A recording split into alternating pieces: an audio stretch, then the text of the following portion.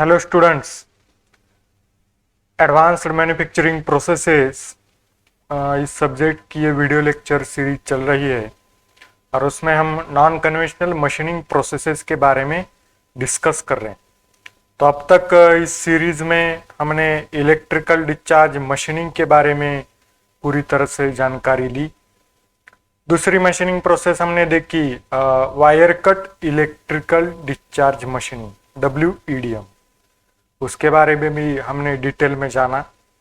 अब इस video lecture में आइए चलते हैं इलेक्ट्रोकेमिकल मशीनिंग के बारे में थोड़ा बहुत जान लेते हैं। तो electrochemical machining that is ECM। Okay, तो वीडियो को शुरू करने से पहले आप सबको मेरी रिक्वेस्ट है कि अब तक आपने अगर मेरे चैनल को सब्सक्राइब नहीं किया है तो प्लीज़ प्लीज़ प्लीज़ नीचे आपको सब्सक्राइब बटन दिख रहा होगा, उस पर क्लिक कीजिए ताकि आपको आने वाले वीडियो लेक्चर्स के नोटिफिकेशंस टाइम टू टाइम मिलते रहे। ठीक है, आपके सब्सक्रिप्शंस ही मेरे लिए एनर्जी का काम करें। तो चलते इलेक्ट्रोकेमिकल मशीनिंग। तो पहले जान लेते what is the principle of working. Principle of working of electrochemical machining, तो ये है प्रिंसिपल इलेक्ट्रोकेमिकल मशीनिंग का। तो ये वर्क पीस और ये होता है टूल और उसे DC पावर सप्लाई कनेक्ट किया जाता है। तो DC पावर सप्लाई का एक टर्मिनल यानी कि नेगेटिव टर्मिनल टूल को जोड़ा जाता है उसे, और वर्क पीस का DC पावर सप्लाई का दूसरा टर्मिनल वर्क पीस को जोड़ा जाता है।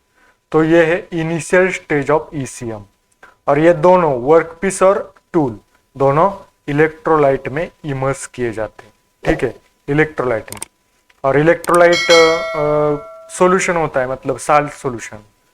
और मशीनिंग के बाद वर्क पीस पर इस तरह का मशीनिंग होता है। जिस तरह का हमें मशीनिंग करना है टूल बिल्कुल उसी शेप का बनाया जाता है, और जिस शेप का टूल होता है उसी शेप का मशीनिंग और शेप वर्क पीस पर प्रोड्यूस होता है। ठीक है, तो यह है स्टेडी स्टेट ऑफ ECM। तो जानते हैं कैसे ये प्रोसेस कंप्लीट होती है।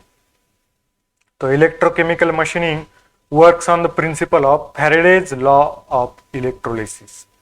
फैराडेज लॉज ऑफ इलेक्ट्रोलिसिस पर ये पूरी प्रोसेस डिपेंड है।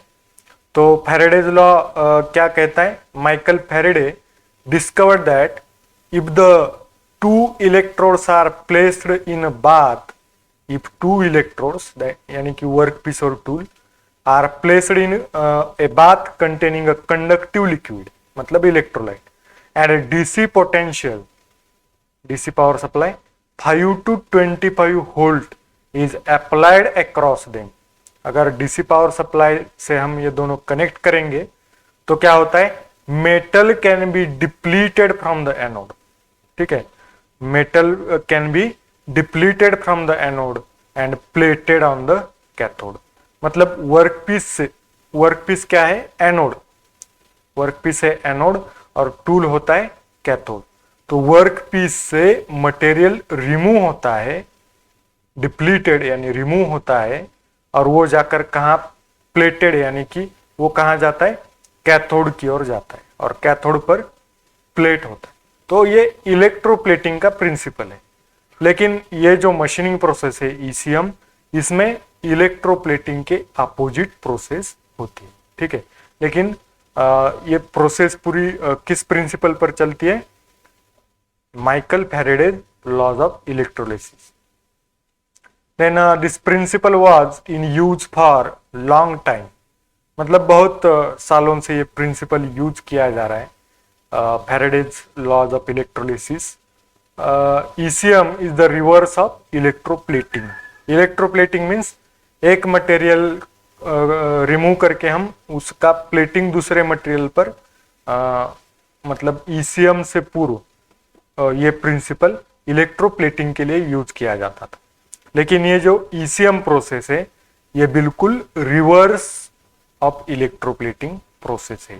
ठीक है, तो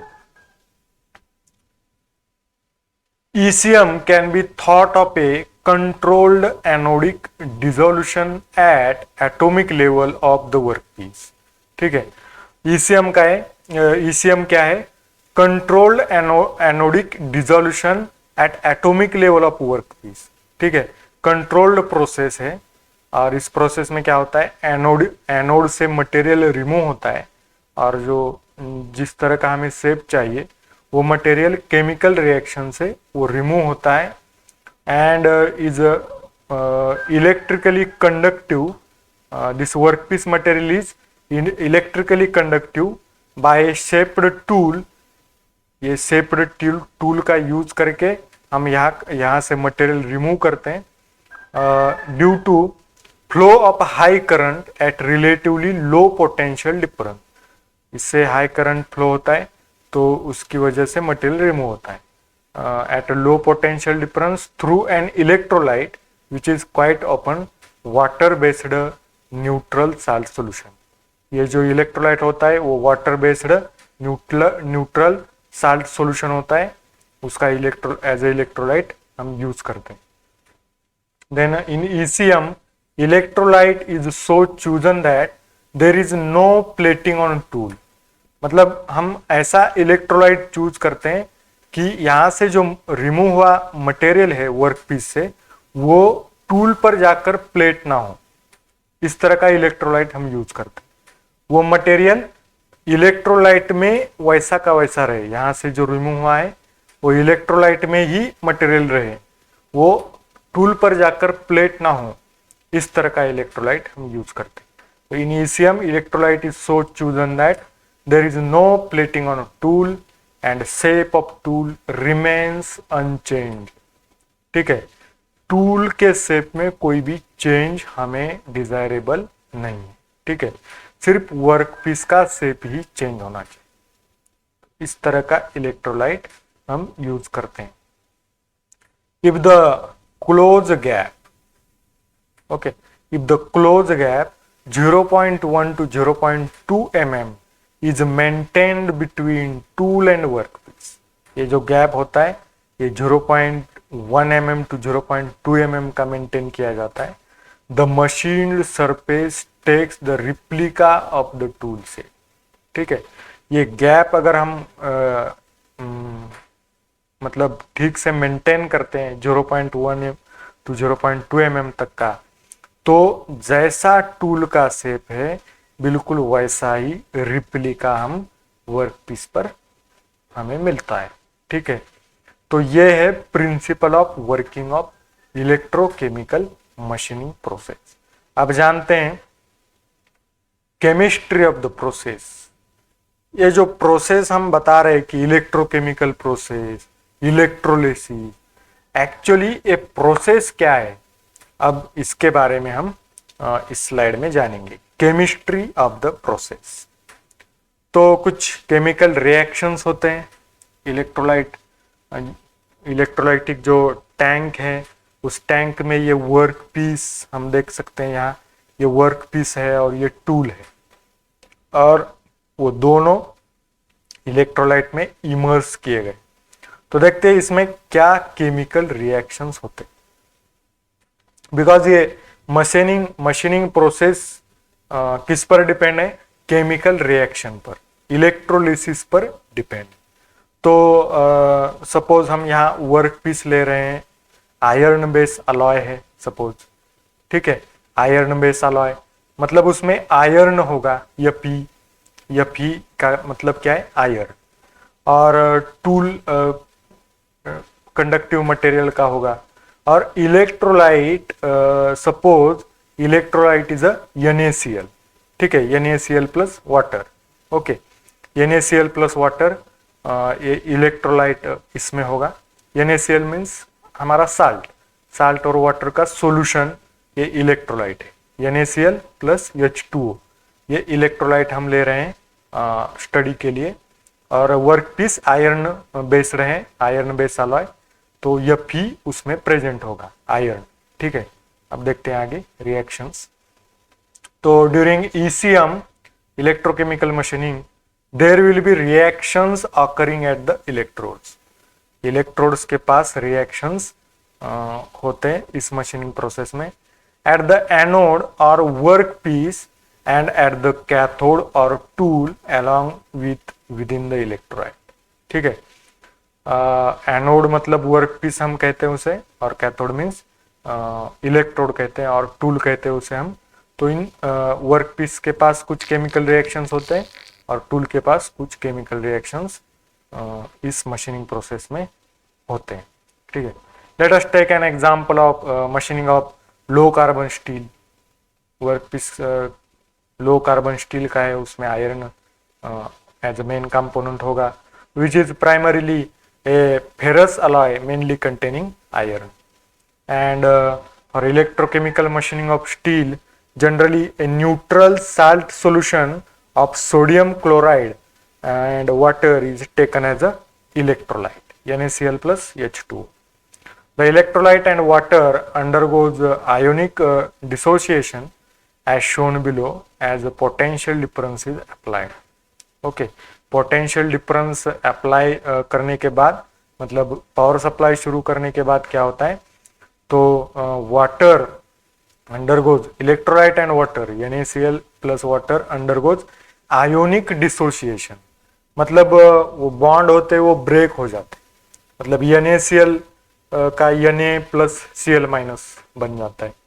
H2O वाटर का क्या होता है, वाटर का आयोनिक डिसोसिएशन होने के बाद H प्लस आयंस अलग होते हैं और OH minus ions that is hydroxyl ions वो सेपरेट हो जाते हैं और हाइड्रोजन आयंस सेपरेट हो जाते हैं। NaCl क्या होता है, ब्रेक हो जाता है, सोडियम अलग हो जाता है, क्लोराइड अलग हो जाता है। ठीक है, कैसे वो हम रिएक्शंस में देखेंगे।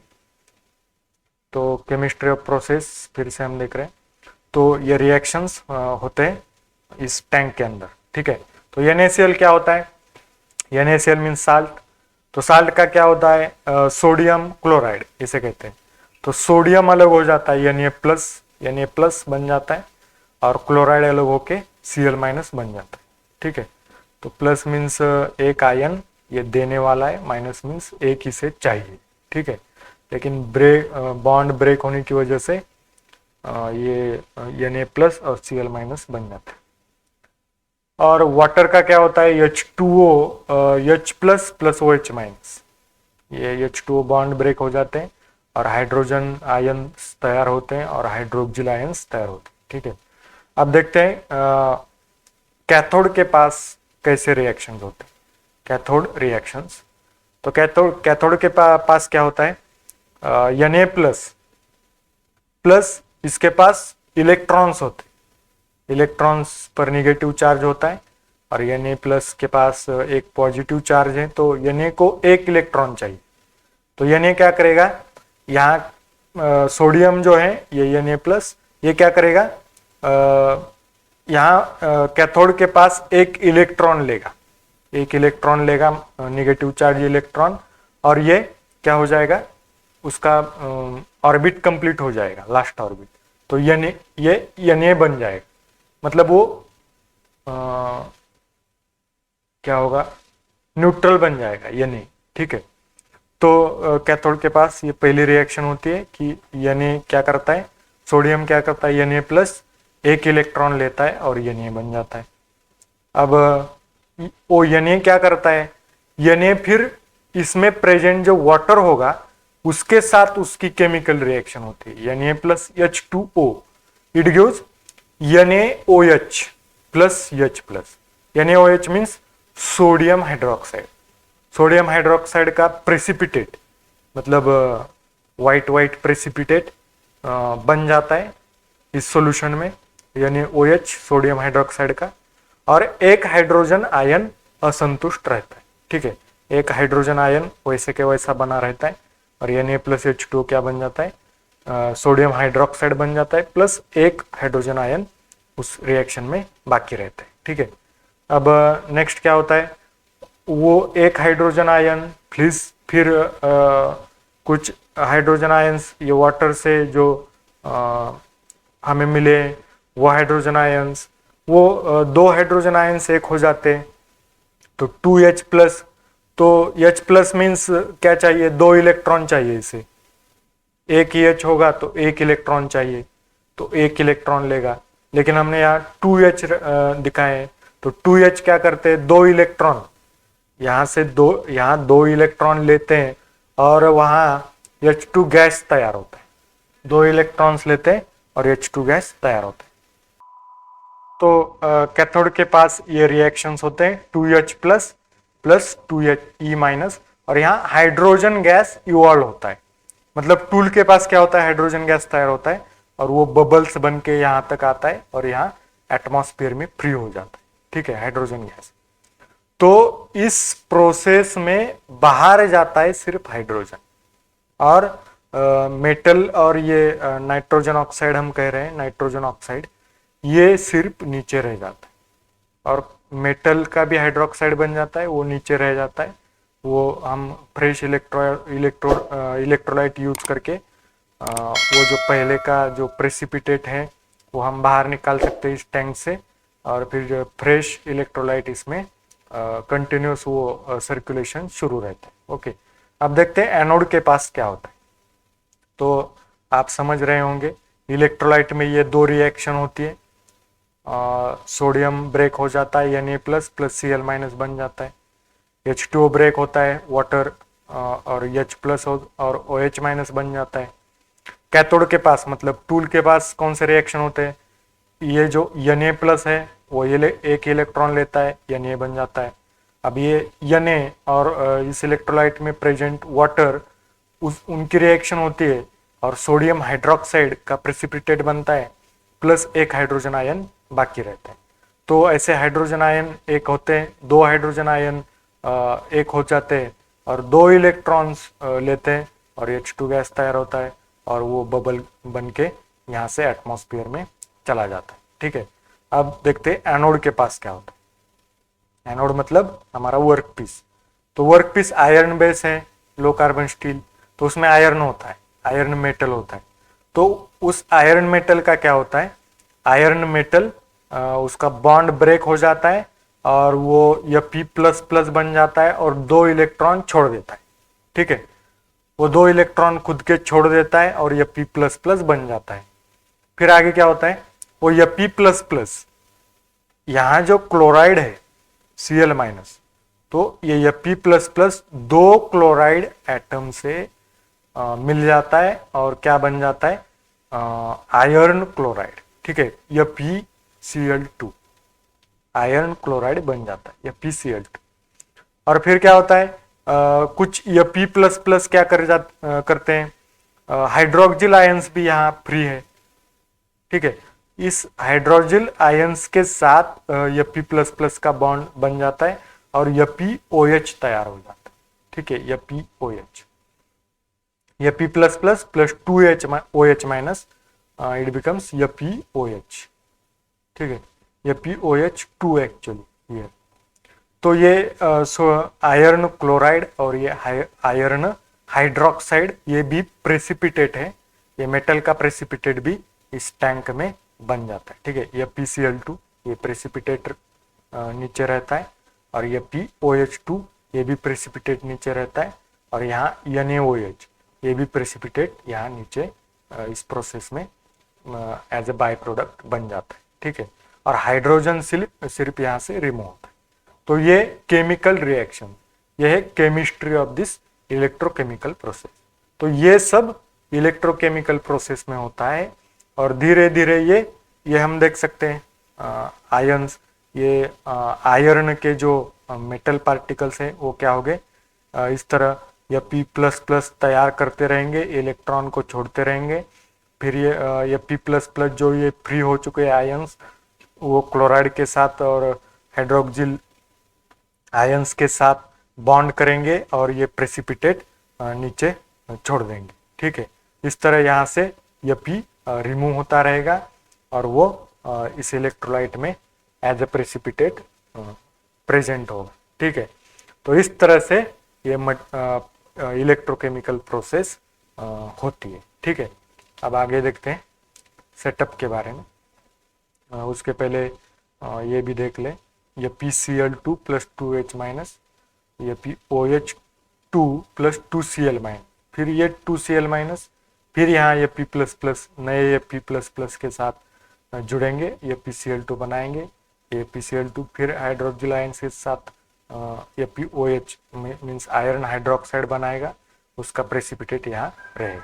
ठीक है, तो फिर वो हम फ्रेश इलेक्ट्रोलाइट छोड़ के पहले का वो प्रेसिपिटेट बाहर निकाल सकते हैं। Okay, so these are the chemical reactions and this is the chemistry of process. Now next.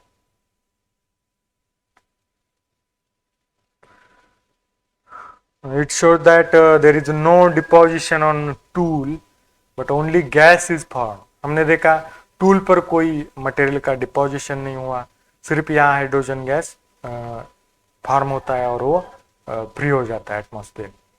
And whereas in cathode in machining and iron. ठीक है, कैथोड के पास क्या होता है, मशीनिंग ऑफ आयरन।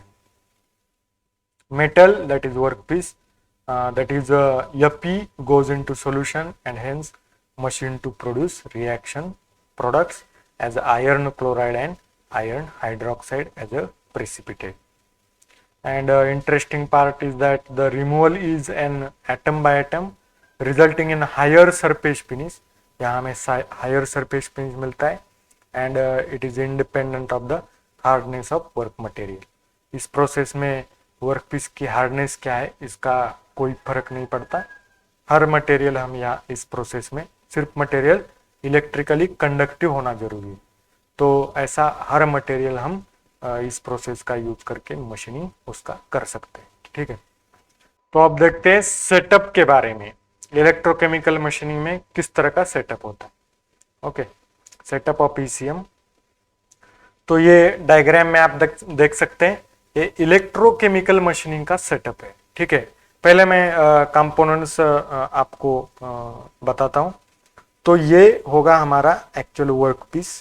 तो ये वर्क पीस है, उसे टेबल पर रखा गया है, पिक्चर लगाकर इस टेबल पर वर्क पीस को रखा गया है और जिस तरह का हमें शेप चाहिए उस शेप का टूल यहाँ हम देख सकते हैं। और ये टूल और वर्क पीस दोनों पावर सप्लाई को टूल निगेटिव टर्मिनल को जोड़ा है और वर्क पीस पॉजिटिव टर्मिनल को जोड़ा है। ठीक है, लो voltage high current power supply use किया जाता है और इस टूल को ऊपर नीचे करने के लिए constant feed to the tool servo control mechanism use किया जाता है। अब इस टूल के अंदर से हम होल देख रहे हैं, इस होल से इलेक्ट्रोलाइट छोड़ा जाता है। तो ये ऑल यूज्ड इलेक्ट्रोलाइट यहाँ से बाहर जाता है, स्पेंड इलेक्ट्रोलाइट सेंट्रीफ्यूज, तो इसमें जाता है इस टैंक में, फिर स्लज यहाँ सेपरेट किया जाता है और फिर विदाउट स्लज का ये इलेक्ट्रोलाइट फिर रीयूज करने के लिए फिल्टर करके मोटर से उठाया जाता है, पंप से, और फिल्टर करके फिर इस टैंक में छोड़ा जाता है और फिर पंप से पंप का यूज करके ये टैंक में जो इलेक्ट्रोलाइट है ये उठाकर फिर pressure relief valve, flow control valve, ये बीच में आते हैं फ्लोमीटर, प्रेशर गेज, ये सब कंट्रोल के लिए ये सब डिवाइस है। और ये फ्लो इलेक्ट्रोलाइट का कंटिन्यूस फ्लो इस टूल के अंदर से यहाँ इस गैप में छोड़ा जाता है ताकि यहाँ फ्रेश इलेक्ट्रोलाइट मिल सके और जो प्रेसिपिटेट है ये यहाँ से रिमूव हो सके। ठीक है, तो इस तरह का सेटअप इस पूरे प्रोसेस में ईसीएम प्रोसेस का ये सेटअप है और ये इलेक्ट्रोलाइट उसके लिए ये इलेक्ट्रोलाइटिक टैंक है। ठीक है, तो पहले देखते हैं पावर सप्लाई, मतलब ये low voltage high current power supply. तो DC power supply is used, low voltage high current power supply is used. Then the current of about 40,000 ampere is applied across a DC voltage of 5 to 30 volt. ठीक है, 40,000 ampere current apply किया जाता है और 5 to 30 volt DC power supply use होता है। Then the second component is work holding system, मतलब जिस पर वर्क पीस रखा गया है वो उसे हम वर्क होल्डिंग सिस्टम कहते हैं। तो the work piece is made anode, work piece को हमने एनोड बनाया है, पॉजिटिव टर्मिनल जोड़ा है इसलिए work piece is a anode and it is placed on a table in a tank, table पर रखा गया है work piece and the table material is non conductive, because work piece material is conductive, तो obviously table material non conductive होना जरूरी है, वरना table का भी मशीनिंग हो सकता है, ठीक है। इसलिए टेबल नॉन कंडक्टिव होना जरूरी है, और उसकी थर्मल स्टेबिलिटी थर्मली स्टेबल होना जरूरी है, because high temperature high heat is generated, ठीक है, high current is flowing through work piece, तो उसकी वजह से थर्मली स्टेबल रहना टेबल को जरूरी है। तो the table material is non conductive and have good thermal stability. Then the third component is tool and tool feed system. ये टूल और उस टूल को फीड करने के लिए कांस्टेंट फीड यहाँ कहा गया है, तो सर्वो कंट्रोल मैकेनिज्म होता है, तो tool feed system as a tool feed system use होता है। तो टूल इज मेड कैथोड, ये हमने निगेटिव टर्मिनल को जोड़ा है पावर सप्लाई के, तो ये कैथोड बन जाता है tool. And a small gap is maintain between tool and work piece, ठीक है, ये स्मॉल गैप मेंटेन किया जाता है 0.1 mm टू 0.2 mm का। Then in order to maintain the gap during machining, the tool is continuously feed towards the workpiece by servo mechanism। जैसे जैसे यहाँ का मटेरियल रिमूव होगा तो गैप मेंटेन करने के लिए हमें टूल नीचे नीचे लाना पड़े, तो उसके लिए सर्वो मैकेनिज्म यूज किया जाता है। And the tool used is hollow to provide passage for the electrolyte. Tool hollow होता है ताकि उससे हम इलेक्ट्रोलाइट यहाँ पास कर सकें gap. The tool has a reverse profile of that to be produced on the workpiece। तो जिस तरह का शेप हमें वर्कपीस पर चाहिए बिल्कुल रिवर्स शेप टूल पर होता है, ठीक है, ताकि हम उस तरह का मशीनिंग कर सके। तो ये था टूल एंड टूल फीड में system. Now the requirements of tool. तो जो टूल मटेरियल हम इस प्रोसेस में इलेक्ट्रोकेमिकल मशीनिंग में जो टूल मटेरियल हम यूज करने वाले हैं उसकी रिक्वायरमेंट्स क्या क्या है, ये अब हम इस स्लाइड में देखेंगे। तो पहली and first and most important requirement is it should B a good conductor of electricity. जो टूल मटेरियल हम यूज कर रहे हैं वो गुड कंडक्टर ऑफ इलेक्ट्रिसिटी होना बहुत जरूरी है। The next is it should have good machinability. मतलब हमने देखा कि जिस तरह का शेप हमें वर्कपीस पर चाहिए बिल्कुल उस तरह का शेप टूल पर होना जरूरी। टूल इज अ रिप्लिका, ठीक है, तो अब शेप एक टाइप का नहीं होगा, कॉम्प्लेक्स शेप्स होते हैं, तो बिलक बिलक टाइप के ऑपरेशंस टूल पर करने पड़े। तो टूल की मशीनेबिलिटी अच्छी होनी चाहिए ताकि हम उस पर मशीनिंग कर सके। तो it should have good machinability. Then it should be chemically inert to the electrolyte. मतलब हमने देखा प्रिंसिपल केमिस्ट्री ऑफ प्रोसेस में टूल पर कोई रिएक्शन नहीं हो रही, टूल से कुछ कोई मटेरियल रिमूव नहीं हो रहा है या टूल पर प्लेटिंग नहीं हो रहा है, मतलब केमिकल रिएक्शन में टूल को हिस्सा नहीं लेना चाहिए, ठीक है। तो इस तरह का मटेरियल टूल का होना जरूरी, मतलब केमिकली इनर्ट टूल मटेरियल हम इस प्रोसेस में यूज करते हैं ताकि सिर्फ मशीनिंग के वर्क पीस का ही हो और कैथोड वैसा का वैसा, टूल वैसा का वैसा बना रहे, ठीक है। Then next requirement is it should have high thermal conductivity. High temperature high current pass करेंगे हम तो हाई टेम्परेचर भी जनरेट हो सकता है, तो उसके लिए हाई थर्मल कंडक्टिविटी भी होनी चाहिए टूल मटेरियल के पास। Then it should anti corrosive in nature. ये एंटी करोजिव भी होना चाहिए ताकि क्योंकि हमें पता है कि इलेक्ट्रोलाइट में टूल इमर्स होता है, तो इलेक्ट्रोलाइट और उसकी रिएक्शन होके अगर टूल करोड होगा तो टूल अगर उसका करोजन होगा तो फिर कुछ फायदा नहीं। इसलिए टूल मटेरियल कैसा होना चाहिए, एंटी करोजिव होना चाहिए। Now commonly used tool materials are, तो ये जो मैं नाम आपको बता रहा हूँ ये tool material commonly electrochemical machining process में यूज किए जाते हैं। तो उसमें कॉपर है, brass, stainless steel, aluminium, graphite, bronze, tungsten, ये materials as a tool material use किए जाते हैं। ठीक है, अब चलिए आगे चलते हैं। सेटअप का हमारा अगला पॉइंट है इलेक्ट्रोलाइट सप्लाई सिस्टम। ये जो इस टैंक में इलेक्ट्रोलाइट है उसकी सप्लाई सिस्टम के बारे में अब हम जानेंगे। An electrolyte is a continuously pumped into the gap between the tool and workpiece. ये जो टूल और वर्कपीस के बीच में जो गैप है इसमें कंटिन्यूसली इलेक्ट्रोलाइट छोड़ा जाता है पंप का यूज करके। ठीक है, the electrolyte selected is such that it will not plate material on the tool. हम ऐसा इलेक्ट्रोलाइट चूज करेंगे कि टूल पर किसी मटेरियल का प्लेटिंग ना हो, टूल वैसा का वैसा रहे। ठीक है, ऐसा इलेक्ट्रोलाइट हम यूज करते हैं। तो ये जो इलेक्ट्रोलाइट सप्लाई सिस्टम है इसे हम यहाँ समझ सकते हैं डायग्राम से।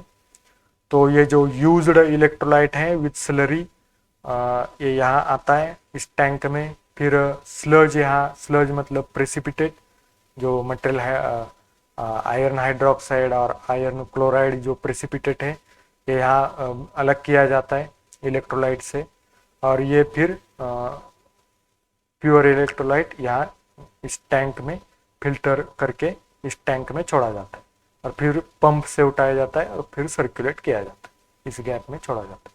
तो ये इलेक्ट्रोलाइट सप्लाई सिस्टम है। ठीक है, अब देखते हैं what are the functions of electrolyte.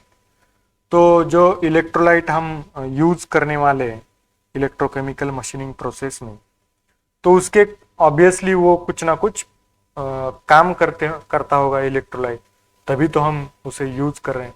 तो क्या फंक्शंस है इलेक्ट्रोलाइट के, देखते हैं इस slide. It carries a current between the tool and workpiece. सबसे पहला फंक्शन क्या है, टूल और वर्कपीस के बीच में करंट कैरी करना। ठीक है, टूल और वर्कपीस को हमने डीसी पावर सप्लाई दिया है तो सर्किट कंप्लीट होना जरूरी है, तो वो कंप्लीट करने का काम कौन करता है, electrolyte. It carries current between the tool and workpiece. Then second function is it dissipates the heat produced in the process. जो भी हीट प्रोड्यूस हो चुकी है मशीनिंग होते समय, वो हीट एब्सॉर्ब करता है इलेक्ट्रोलाइट, और वो जब सर्कुलेशन होता है तो हीट कैरी करके वो बाहर जाता है टैंक के, और फिर फिल्टर वगैरह होके कूल होके फिर प्रोसेस में आता है। तो हीट वहां से रिमूव करना है हीट को, और हीट डिसिपेट करना, ये भी इलेक्ट्रोलाइट का एक फंक्शन है। Then it carry away the products of reaction away from the machining area. तो इस रिएक्शन के प्रोडक्ट क्या है हमें पता है, iron chloride and iron hydroxide. ये जो स्लरी प्रोडक्ट है इसे उस टैंक से रिमूव करना, ये भी इलेक्ट्रोलाइट का एक फंक्शन है। Then it allows the electrochemical reaction to occur. Electrolyte के प्रेजेंस में ही इलेक्ट्रोकेमिकल मशीनिंग के जो रिएक्शंस है, सारे रिएक्शंस वो हो सकते हैं। ठीक है, तो ये भी इलेक्ट्रोलाइट का एक फंक्शन है। Now commonly used electrolytes are, first is sodium nitrate. Sodium nitrate use कर सकते हैं हम। Then sodium chloride with water, ये सब विथ वाटर हम यूज कर सकते हैं। ठीक है, सोडियम क्लोराइड का सोल्यूशन, सोडियम हाइड्रोक्साइड का सोल्यूशन भी हम यूज कर सकते हैं। सोडियम सल्फेट का सोल्यूशन हम यूज कर सकते हैं। सोडियम फ्लोराइड का भी सोल्यूशन हम यूज कर सकते हैं। पोटेशियम नाइट्रेट का भी सोल्यूशन हम एज ए इलेक्ट्रोलाइट यूज कर सकते हैं। यानी पोटेशियम क्लोराइड का भी सोल्यूशन हम यूज कर सकते हैं। ठीक है, तो ये थे फंक्शंस ऑफ इलेक्ट्रोलाइट एंड कुछ इलेक्ट्रोलाइट्स। अब देखते हैं प्रॉपर्टीज ऑफ इलेक्ट्रोलाइट। तो it is high electrical conductivity, ये प्रॉपर्टी होनी जरूरी है इलेक्ट्रोलाइट के पास। इलेक्ट्रिकली कंडक्टिव होना जरूरी है electrolyte. Then it should be a non corrosive, non corrosive property होनी जरूरी है, वरना वो वर्कपीस को भी वर्कपीस का भी करोजन करेगी इलेक्ट्रोलाइट, और टूल को भी करोड करेगी। ठीक है, इसलिए नॉन करोजिव होना जरूरी है। Then it should be non toxic, ये नॉन टॉक्सिक भी होना जरूरी है, इसका कोई एडवर्स इफेक्ट ना हो किसी पर। Then it should have low viscosity, ताकि फास्ट फ्लो हो सके, इसके लिए लो विस्कोसिटी होनी चाहिए। देन हाई स्पेसिफिक हीट होनी चाहिए, ताकि ये हीट कैरी कर सके एंड डिसिपेट कर सके। It should be chemically stable होना चाहिए electrolyte. Then it should be inexpensive, इसकी जो कॉस्ट है वो कम होनी चाहिए। And it should be readily available, ये रेडिली अवेलेबल भी होना जरूरी है पास के मार्केट में। ठीक है, तो ये है प्रॉपर्टीज ऑफ इलेक्ट्रोलाइट। अब चलते हैं आगे, देखते हैं एडवांटेजेस ऑफ इलेक्ट्रोकेमिकल मशीनिंग। तो हमें इलेक्ट्रोकेमिकल मशीनिंग समझ में आई होगी आप सबको। तो अब कुछ एडवांटेजेस के बारे में जान लेंगे, और फिर कुछ लिमिटेशंस जानेंगे, और फिर कुछ एप्लीकेशन। ठीक है, तो पहले देखते हैं एडवांटेजेस। तो first advantage is no tool wear, tool का कुछ वियर नहीं होता। हमने देखा टूल पर ना प्लेटिंग होता है, ना टूल से मटेरियल रिमूव होता है, तो टूल का कोई वियर नहीं होता। हाई टूल लाइफ, इसलिए टूल लाइफ हाई होती है। बर फ्री सरफेस, बर कुछ बाकी नहीं रहती मशीनिंग एरिया पर, बर फ्री सरफेस प्रोड्यूस होता है। High material removal rate, high material removal rate हम या इस प्रोसेस में मिला सकते हैं। Then machining of complex shapes, complex shapes का भी मशीनिंग हम इलेक्ट्रोकेमिकल मशीनिंग का यूज करके कर सकते हैं। तो ये थे एडवांटेजेस। अब एडवांटेजेस होंगे तो कुछ लिमिटेशंस भी होंगे। तो लिमिटेशंस क्या क्या है? एक हेवी इनिशियल इन्वेस्टमेंट, हमने सेटअप देखा ईसीएम का, तो उसकी इन्वेस्टमेंट हेवी है, बिकॉज बहुत सारे कंपोनेंट उसमें हैं, पावर सप्लाई है, टूल फीड करने के लिए सर्वो मैकेनिज्म, वो सिस्टम लगानी पड़ती है। फिर इलेक्ट्रोलाइट को सर्कुलेट करने के लिए बहुत बड़ी सिस्टम लगाई गई है। टैंक, 2 टैंक है, फिल्टर है, 2 पंप है, पाइपलाइंस है, तो फ्लो कंट्रोल वाल्व है, प्रेशर रिलीफ वाल्व है, प्रेशर गेज है। तो इन सब के लिए बहुत इनिशियल कॉस्ट इन्वेस्ट करनी पड़ती है। ठीक है, तो ये पहला डिसएडवांटेज है ना। हाई पावर कंजम्पशन, 40,000 एम्पियर तक का करंट हम यूज करते हैं, तो पावर कंजम्पशन हाई होता है इस प्रोसेस में। Then it cannot produce sharp corner and edges, sharp corner और एजेस हम इस मशीनिंग प्रोसेस का यूज करके एक्यूरेटली नहीं बना सकते। ठीक है, then only electrically conductive material can be machine, सिर्फ इलेक्ट्रिकली कंडक्टिव मतलब जिन मटेरियल से इलेक्ट्रिसिटी फ्लो होती है, सिर्फ उन्हीं मटेरियल्स पर हम ये मशीनिंग प्रोसेस यूज कर सकते हैं, electrochemical machine. And floor space area required is more. अब हमने देखा कि कंपोनेंट बहुत सारे हैं, तो वो सेटअप सब लगाने के लिए ज्यादा फ्लोर स्पेस एरिया लगता है। ठीक है, ये भी एक डिसएडवांटेज। तो ये थे डिसएडवांटेजेस। अब देखते हैं एप्लीकेशंस, लास्ट पॉइंट। तो डाई सिंकिंग ऑपरेशंस के लिए ये मशीनिंग प्रोसेस यूज होती है। Drilling a jet engine turbine blade, jet engine का जो टरबाइन होता है उसके ब्लेड पर छोटे छोटे ड्रिलिंग होल होते हैं, तो उसके लिए ये ईसीएम यूज होती है। मल्टीपल होल ड्रिलिंग के लिए यूज की जाती है ECM. Then machining of steam turbine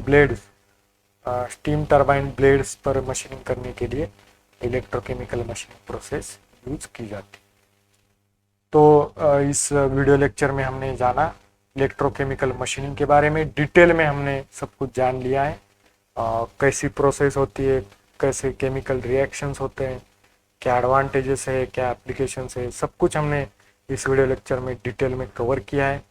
तो अगर आपको वीडियो पसंद आई होगी तो कृपया करके वीडियो को लाइक करें, और एक कमेंट तो मेरे लिए डिजर्व करती है। ठीक है, तो कमेंट देना ना भूले और अपने मित्रों को, मैकेनिकल के मित्रों को ये वीडियो की लिंक शेयर करें।